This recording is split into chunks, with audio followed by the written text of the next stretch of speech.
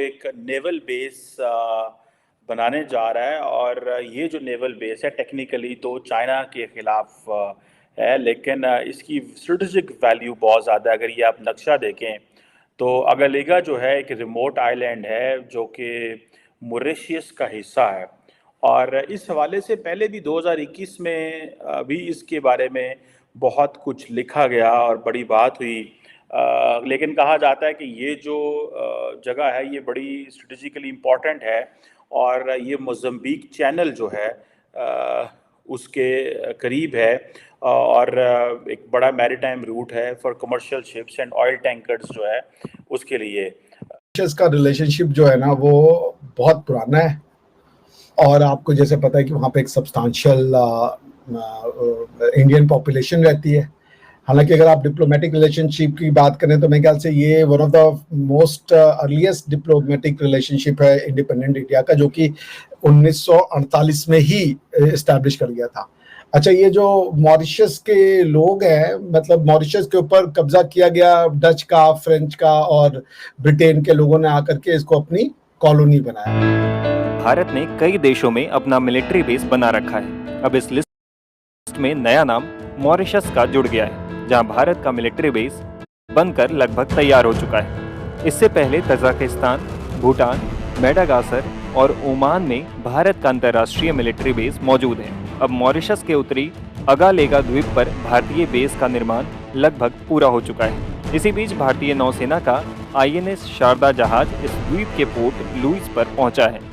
यहां भारतीय नौसेना और मॉरिशस नेशनल कोस्ट गार्ड मिलकर संयुक्त अभ्यास करेंगे। और इसमें काफ़ी ज़्यादा जो जिसे कहते हैं ना tanker traffic, global tanker traffic जो है वो बड़े पैमाने पे गुजरती है। कोई तकरीबन 30% जो दुनिया की टैंकर ट्रैफिक है वो वहाँ से गुजरती है।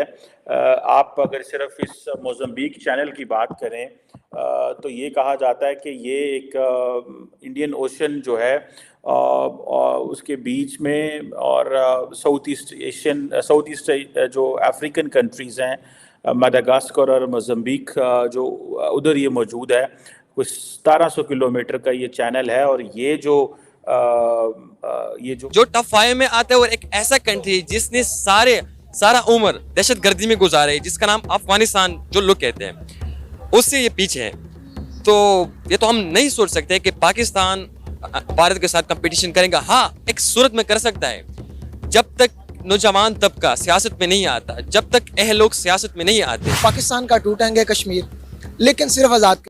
तो वहां पे 1820 के आसपास से जो इंडियन वर्कर्स थे वो आने लगे मॉरिशस में। मॉरिशस ले गए ये जो यूरोपियंस या गोरे आते थे, इन्होंने इंडियन लेबर्स को पकड़ा और उनको ले जाके मॉरिशस में ले जाना शुरू किया गन्ने की खेती के लिए, शुगर प्लांटेशन कह लें आप इसे।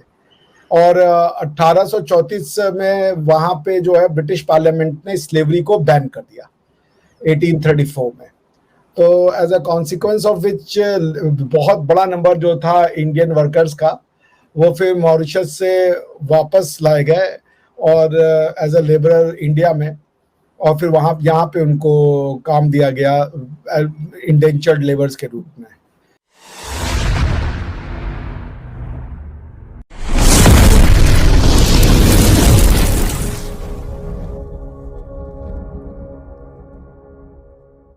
सो नाउ अब ये अप्रवासी दिवस नवंबर 2 को मनाया जाता है, क्योंकि इसी दिन से जो स्लेवरी खत्म होने के बाद जो ये लेबर आए इंडिया मॉरिशस में, मॉरिशस के शोर्स पे, उस दिन को मनाया जाता है।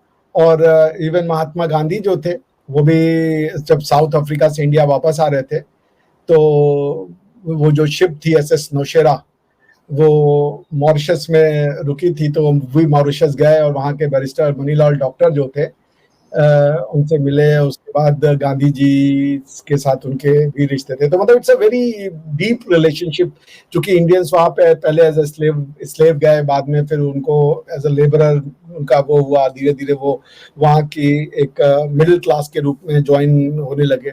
जो जिसे बोलते हैं ये जो मिलिट्री बेस इंडिया बनाने जा रहा है ये भी वहाँ पे मौजूद है।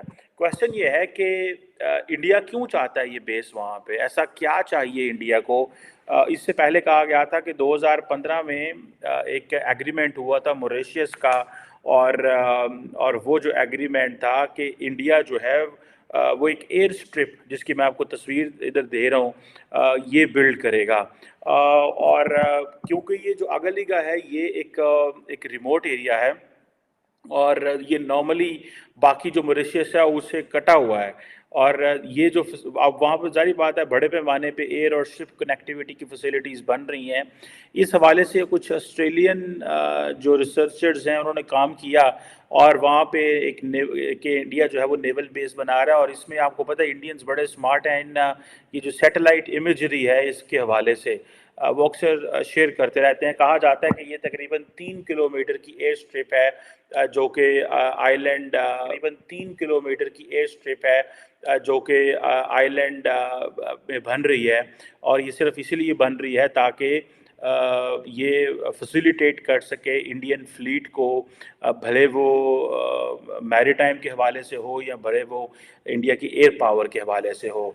अगर इसको देखें कि ये जो डेवलपमेंट्स हैं इंडिया के हवाले से, इंडिया 2-3 चीज़ों के लिए ये करना चाह रहा है। एक तो इंडिया के लिए ये मैरीटाइम सर्विलेंस इसके लिए बड़ी इंपॉर्टेंट है, देन इंटेलिजेंस गैदरिंग इंडिया करना चाहता है, और इंडिया समझता है कि ये अगर in the presence of China in Africa, देखें रिसेंटली मैंने आपको बताया था कि why Americans are interested to engage with India in Africa, or why Americans want that India should be our main partner in Africa। ये question है ना, क्योंकि वो कहते हैं कि हम अफ्रीका के अंदर जाएंगे इंडिया की मदद से।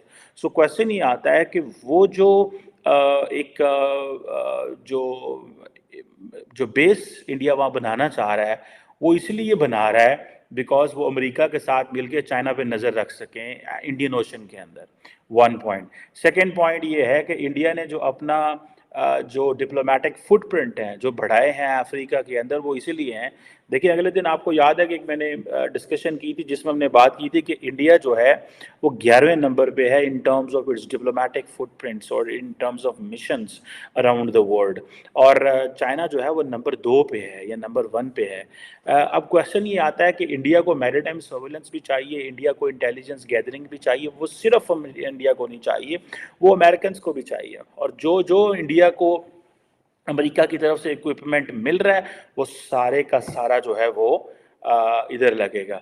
और अब अनदर दैन दैट, जिस तरह इंडिया की इकोनॉमी ग्रो कर रही है, अगर आपको याद हो थोड़ा दिन पहले जब हूथीज ने शिप्स पे हमले करना शुरू किए तो वेयर डिड डॉक्टर जयशंकर को, doctor Jaishankar immediately went to Iran, और उन्होंने रिक्वेस्ट की कि जो हमारे ऑयल टैंकर हैं उनकी हिफाजत करें।